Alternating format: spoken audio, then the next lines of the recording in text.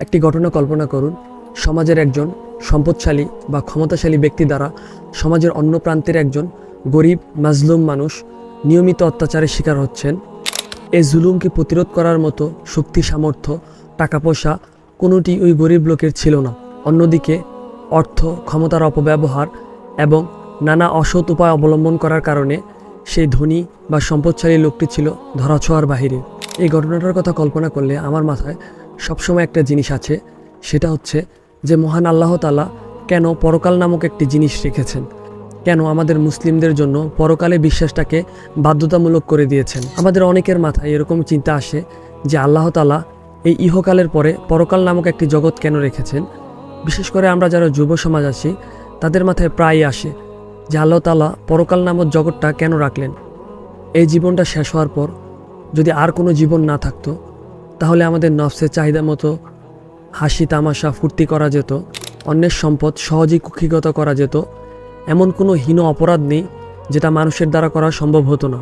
তখন মানুষের জন্য কোনো সীমারেখা থাকতো না, সে নিজের ইচ্ছা মতো অবাধ অশ্লীলতার সাগরে হারিয়ে যেতে পারত। কিন্তু আপনি কি কখনো ভেবে দেখেছেন, যদি পরকাল নামক এই জগৎটা না থাকতো, সেই ঘটনার ওই মাজলুম ব্যক্তিটি তার প্রকৃত বিচার কোথায় পেত? পৃথিবীতে এই পর্যন্ত যত জায়গায় জুলুম সংগঠিত হয়েছে, একজন বিবেকবান মানুষ এই ঘটনাগুলো পর্যালোচনা করলে খুব সহজেই বুঝতে পারবেন কেন আল্লাহ তাআলা পরকাল নামক একটি জগৎ রেখেছেন।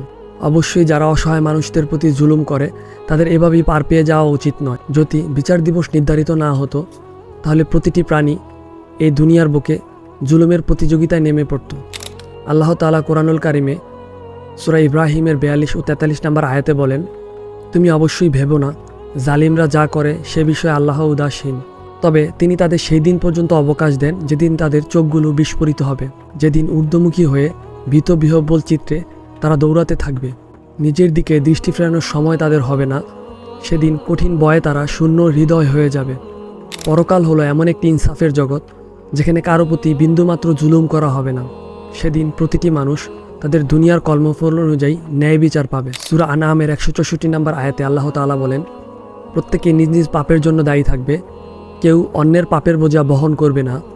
তারপর তোমাদের পালনকর্তার কাছেই তোমাদের প্রত্যাবর্তন করতে হবে। তখন তিনি সেসব বিষয় বলে দিবেন যে বিষয়গুলো নিয়ে তোমরা মতবিরোধ করতে।